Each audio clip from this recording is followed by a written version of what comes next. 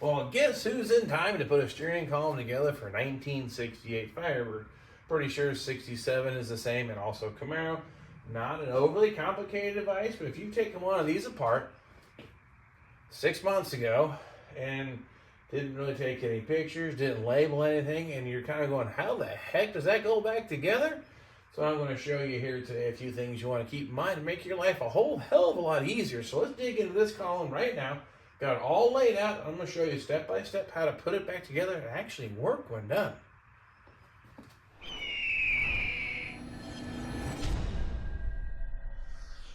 First off, let's dig in. This is a non-tilt column, 6768, so there's no lock cylinder in the column. This will be original for this car. I have taken all the parts, media blasted them, primered them, painted them, all in pieces, so it looks really nice. You know how much I love using my media blaster and cleaning these things up. So this is the original column sleeve here, blasted the whole thing, got it all torn apart. Now, turn signal switches. If yours is questionable for the cost and the labor to replace this later, just buy a new one. I can't tell you times I get a friend call me, hey, my brake lights don't work or my turn signal's not working. I have, just toggle the switch real fast. Does it work now? Yeah, well, just the contacts are worn, oxidized, or even just the plastic so brittle, it just doesn't make good contact. So again, I'd probably buy a replacement one.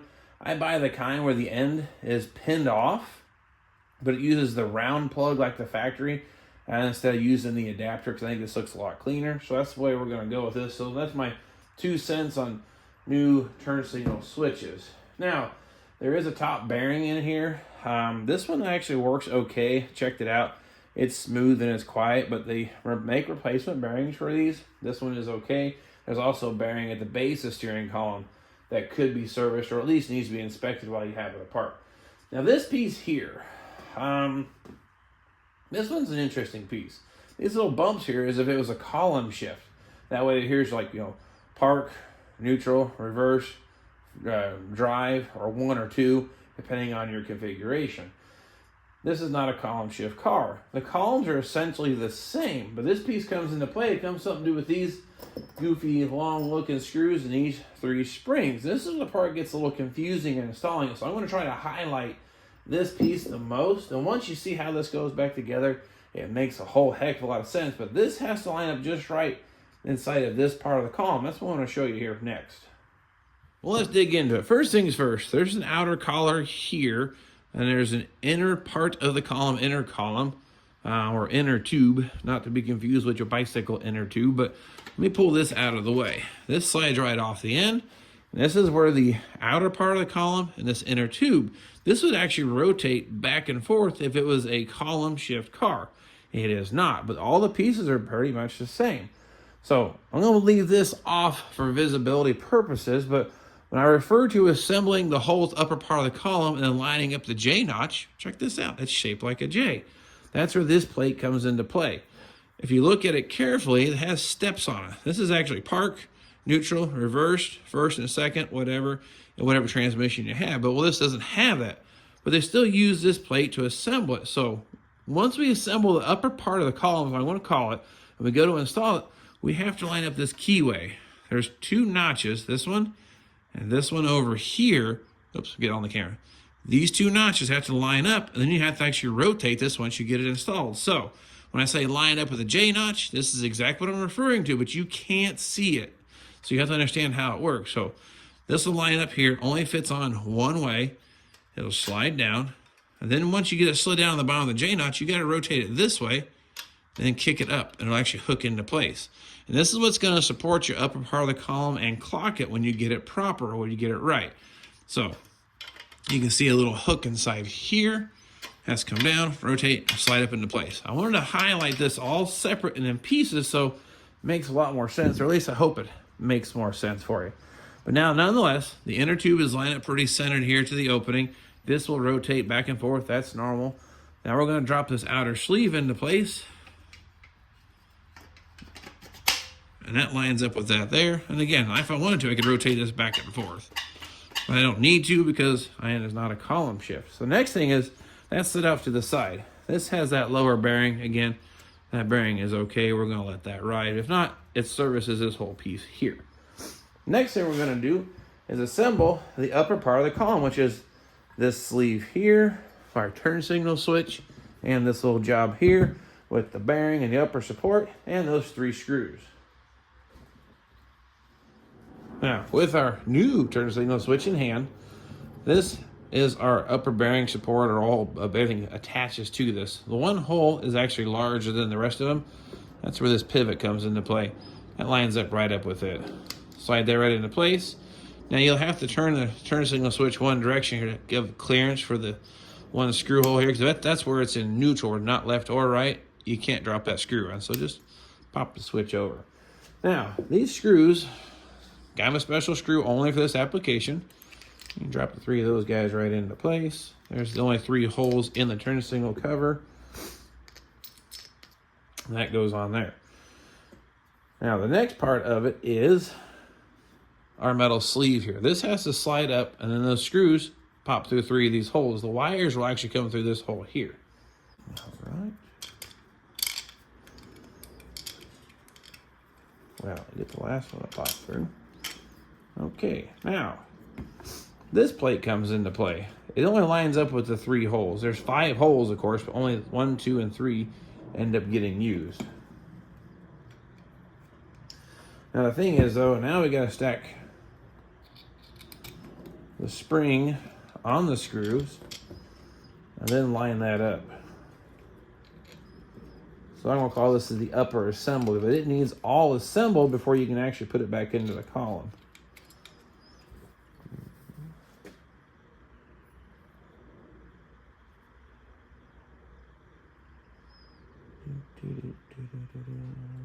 Okay.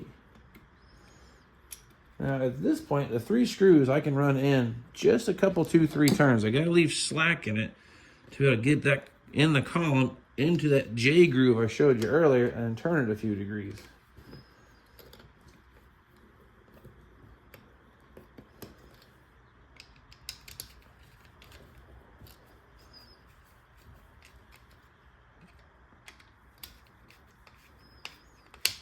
Okay, get a couple more turns on these. What I want to do, I'm gonna get where the screw is just popping through the top here. Couple threads, kind of like that. They say it's just sticking through. Do that to all 3. Now, once we get this located in the J groove and turn, then you actually torque these screws down, and it locks it into place.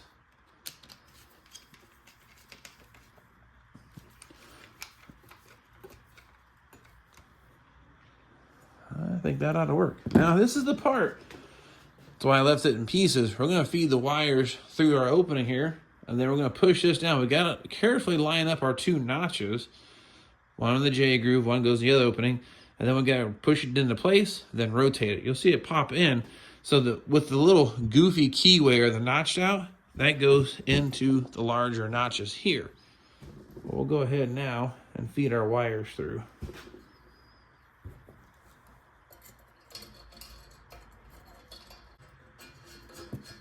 Okay, now, as long as we get this lined up, hopefully one pass. Like I said, this is the hard part. You can't see it. I can't put it on camera. You just got to see those 2 grooves that we're talking about. And once you get it lined up, that assembly starts to slide down into place.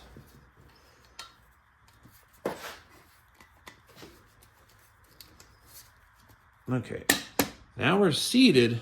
I wish I could put a piece of tape on this housing. Let me do that. Let me go grab some tape. For visual purposes, I put this piece of tape on it because being painted shiny black and the reflections, you may not see what's going on. Again, we've got this pushed all the way down to the base of that J groove. And once it's done, all we can do now is just rotate it. That's it. You see how much I stepped over? Now I'm over in this position. Now I torque down my 3 screws. It'll even up the gap, because you can tell the gap here, wider or skinnier, it'll actually pull down nice and straight. So now I'll go ahead and torque those 3 screws on the top.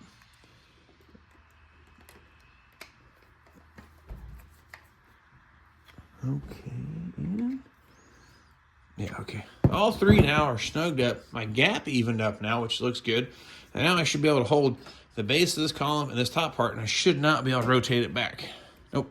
Now this piece will move. Again, that's changing gears if it was a column shift. So, nonetheless, we can remove our tape for visual purposes. We don't need that no more. That's probably the most difficult part of the steering column. Now, trying to change out a turn signal switch, you're going to lose those springs or the screws or the alignment.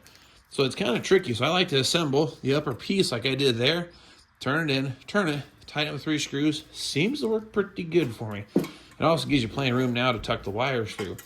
Now, the harness has these little covers, or steering column, sorry, has these little covers you can put on. It helps keep the wires pretty and tidy, I guess. I'm not sure that much here or here.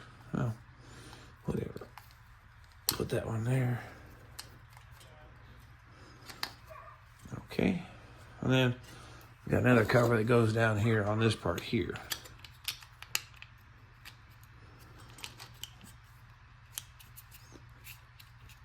Yeah, I'll sit down here and push these through. Now, hold on. Get one more thing. I almost forgot we're adding something here to this car, which then requires some more daggone wires to be fed through the steering column. This is something at the, we'll call it owner's request, right? So this will be the first one I've ever installed on a first-gen Bird, but we're going to use this turn signal lever instead of the original one here. So I have an extra original turn signal lever now. But how that should work, same thing, I have to feed these wires through there, put the screw back into this. Now, we're not going to talk about putting that back in there. That went totally sideways, but you'll never know, because I'm going to say it's a pretty safe bet you'll probably not ever add cruise control to your car. But if you do, remember to run those wires in there first. And it's a tight fit, but they will go. Now my turn signal switch clicks. My gap is even between the top housing and the medium collar here. Next thing is slide this lower piece on. It's kind of a press fit onto here. Again, feeding the wires through it. Okay. Wow. Go on straight. Straight. There we go. Okay. Now, this little plastic sleeve just kind of slides over this part down here. We'll go ahead and do that too. And for our next trick, this is going to be the piece here. We got a C-clip, a wave washer, and just a regular washer. Actually, get that out of order. That goes on first, second, and then third. What we have to do, though, is that rides on our steering shaft. This is our complete steering shaft, rag joint on the other end. This all goes to the center of our steering column here. And this top groove right here is where this C-clip is going to reside once we stab it through here again. So I'll go ahead and do that now. Put the steering shaft through.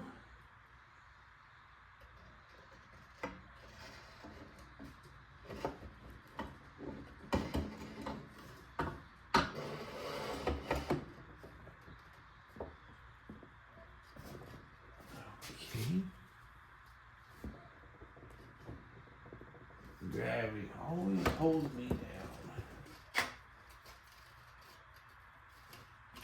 Okay, there we go. Now, I'm going to put this on the floor and let gravity actually help us. Camera help. Like so. Hopefully you can see all this, but I'm using gravity to help push that shaft up into place because you only got about an 1/8 inch or 3/16 of an inch of room to drop this stuff in. Again, step 1.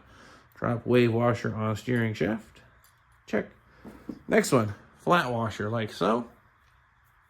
It resides on there. And then hopefully put our C-clip in place. And that holds this whole thing together. Oh, yep. Looks pretty good. Oh, come on. Nope. Nope. There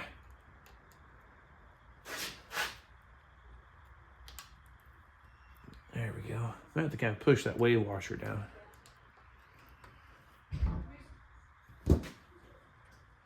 I don't know how well that came out on camera for how far away we were, but that C-clip has to be locked all the way into our steering shaft. So like I said, you have to kind of tuck this down a little bit to compress that wave washer some. But that seemed to take care of it. It looks pretty good. So Next thing, this is really easy. This just goes right here on the emergency flasher switchy. And at this point, the only thing else I can put on is the mounting bracket that holds the steering column upside down on the dash. Now, maybe some of y'all out there can help me. I like doing this because you guys are out there just helpful and resourceful as I am. But this is our turn signal canceling cam and also our horn slip ring. Well, when I took it apart, the steering wheel was so rusted, that sleeve was rusted in the steering wheel, so I broke it off, thinking, no big deal, I'll get a new one. Well, au contraire, the new one does have the bumps in it to cancel out the turn signal. It does have the tube, does have the slip ring, but look at the notch inside here. You can actually see that's about an inch till it hits that flat spot in the side. That's the replacement. The old one, you only go down about 1/8 of an inch, and you actually hit that first step. So that's going to affect how that spring works, or if they even go together. It'll affect the whole process. So I'm just not entirely convinced that's going to work. So anyone have a resource or a part number for the correct one? Now, I got this from the parts place. Normally they do a pretty decent job, but definitely not the same, because that's kind of get into now is putting the steering wheel back on our steering column. But nonetheless, there you have it, an assembled steering column and some of the insight for first generation F-body if you want to know how that went. Hope that sheds a little bit of light on how a steering column goes back together for one of these cars. Now, as you can tell, it's your first time stopping by. This is just a garage, two-car garage-ish, that you may have at home. I know it's not a super big fancy shop with all the fancy tools, but that's the point of the channel. You don't need all that stuff to still get a car together, completely overhaul it, making it happen in a small space, just proving to you that it can be done. So you can't say, well, I don't have a place to do it. Well, I used to build cars in the backyard, my parents' house when I first started. So this is quite the upgrade for me. And like I said, this is comparable probably to what you may have. So that's my little rant on that. I got the steering wheel just about wrapped up. This thing was all cracked to beat hell. It's a super popular steering wheel, come to find out. So I'm hoping to refurbish it and put it back on. Now, the downside is it will crack again, but it's going to look really nice until that day happens. So that's one of the things popping. Gonna go pick up the transmission here at the end of this week. That way I can put it on there. We're gonna test fire that real soon. So if you want to hear or see that engine run, or see if it does run, that's what we're gonna do. We built that here in the garage, but we're gonna fire it up, break in the camshaft, and share with you that process too. So you've not seen someone doing that, or want to know how to fire up an engine outside of the car, sort of. That's what we're gonna do. So you don't want to miss that. Of course, just don't want to miss out on that, I guess I could say. And lastly, I'm going to put this little plug out there. I am looking for, now I know I may get some sticker shock, but let's just call it what it is. Ram Air 1 or Ram Air 2 parts. Cylinder heads and potentially a block. I know Ram Air 2 cylinder heads are probably going to have to mortgage the house to buy them, but I guess we'll see.